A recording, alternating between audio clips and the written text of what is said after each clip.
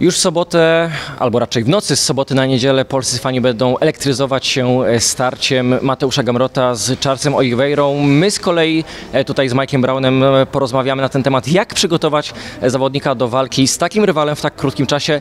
Mike, it's so good to see you and to meet you in person. We've had a few interviews, but never like this. Yeah, many conversations together. It's finally nice to see you face to face.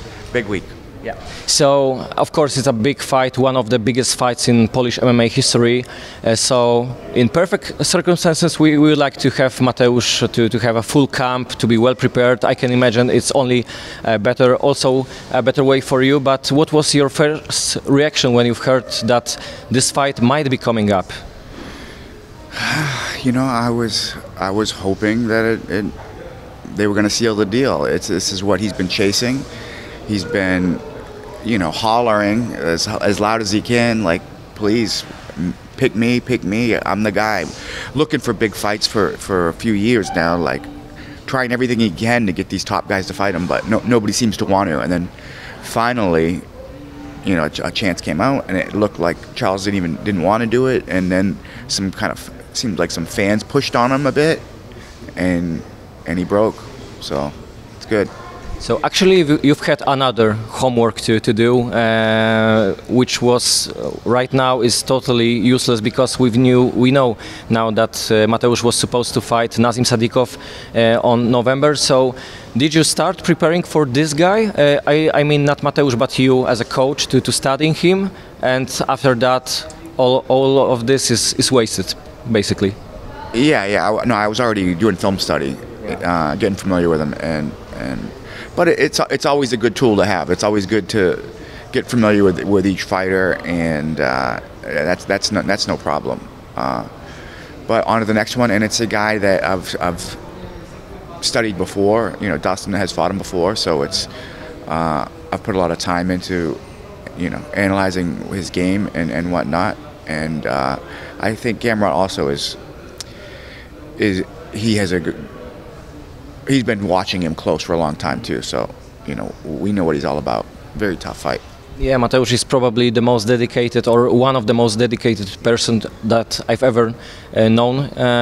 So when he told you the first time that he's going to pursue for this fight, did you have any second thoughts about it? Never. No way. I mean, he's ready. He's champion material. This guy. He just needs the opportunity, right? All he needs to do is be able to get in there. It's never 100%, but without a doubt he can do it, and he can't do it without the opportunity. And these are the opportunities that he needs, and nobody's got a stronger mind than Gamrot.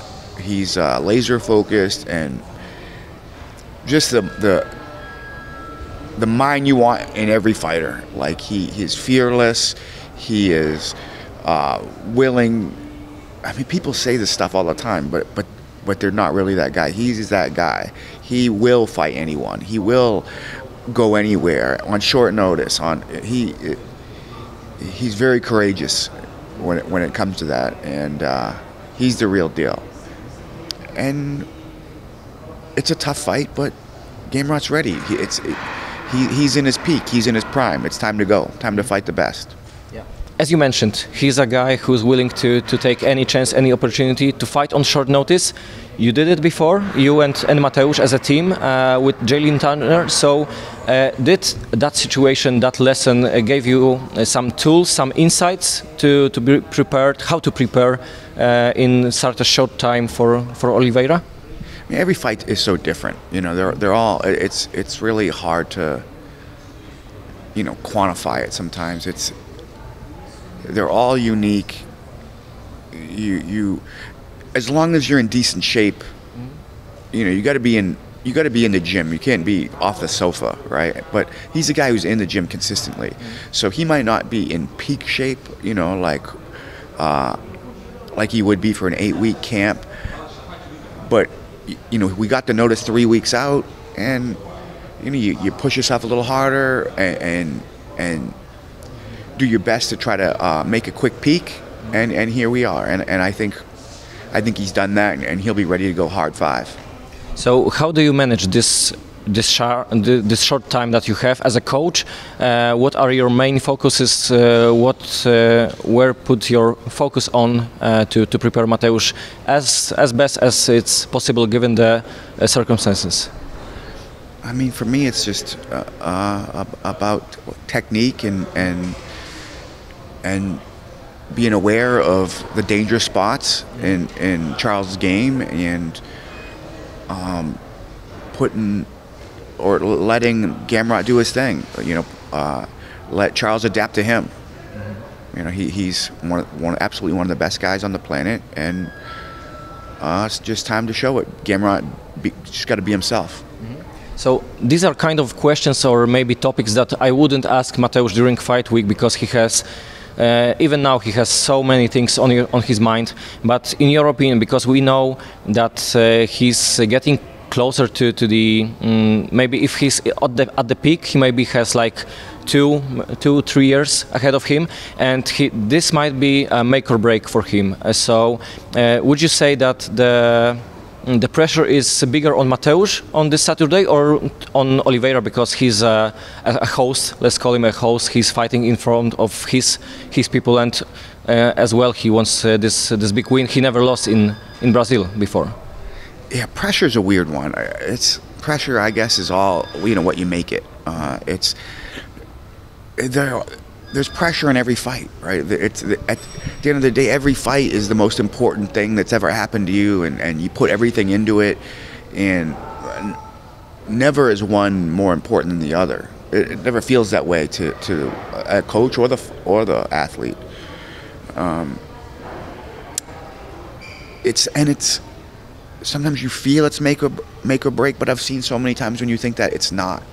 I've used this story a few times where Dustin, it's a good example where he fought for the belt, and he came up short, and he thought he would never get back there again. Oh, it's over.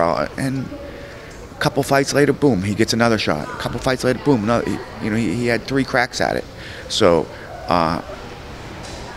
sometimes you think this is it, but when you're in that upper echelon of the sport, you're always 1 or 2 fights away from a title shot. Okay, so there are fighters that may crumble under that kind of pressure, under that kind of circumstances, or maybe fighting in in front of hostile fans. But I think Mateusz is one of the guys who thrives on it, right? He is one of the strongest minds I've ever met. I mean, Joanna was the same. Joanna was very strong-minded. 2 of the strongest minds that I've seen in the sport, to be honest, and they both happen to come from Poland.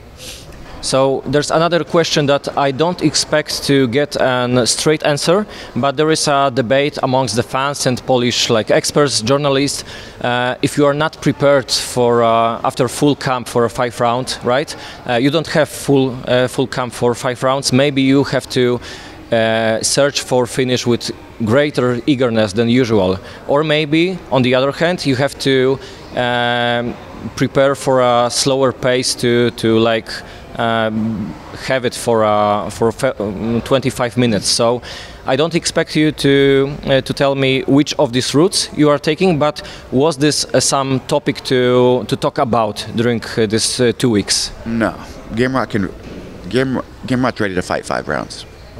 He's always training. He's in shape, and he had 3 weeks to ramp it up and boost it to another level. He's ready to go 5.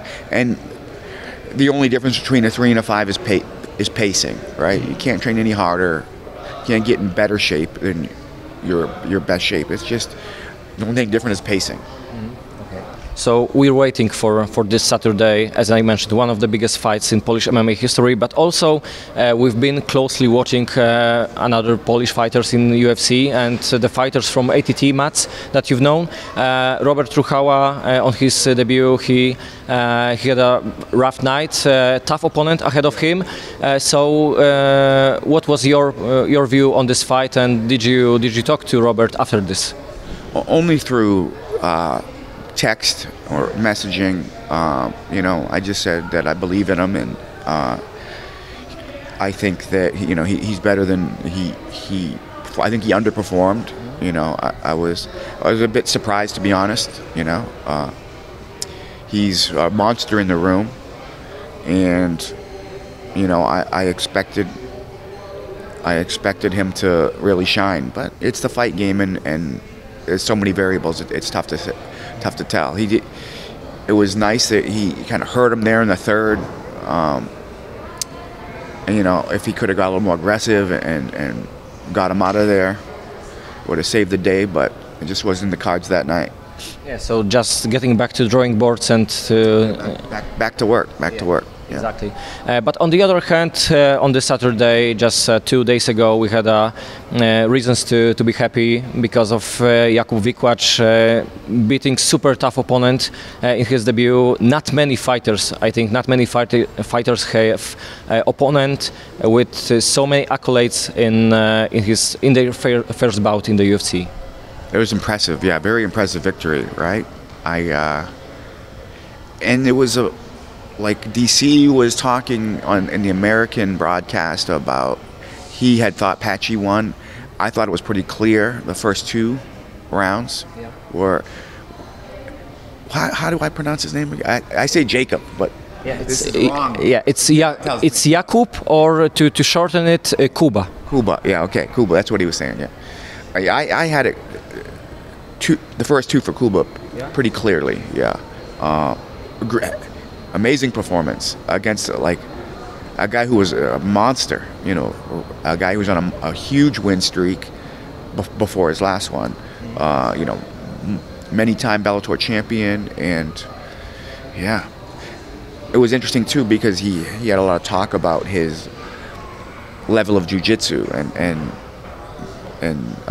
Kuba showed that his jiu-jitsu is superior, impressive. So when he was jumping guillotine one after another, did you have any flashbacks from Dustin's fights? Yeah. The thing is, though, he was doing so well on the bottom, protecting himself and having good threats, and he was able to get out pretty readily, right? Using those kind of butterfly hooks from the bottom, and yeah, he seemed in charge even from the bottom. Yeah, I can agree. So, Mike, thank you for your time. Please prepare Mateusz in the best way you can. We believe in you, we believe in Mateusz, and we believe that this Saturday will be a Polish night in Rio. Thanks, I'll do my best. Thank you.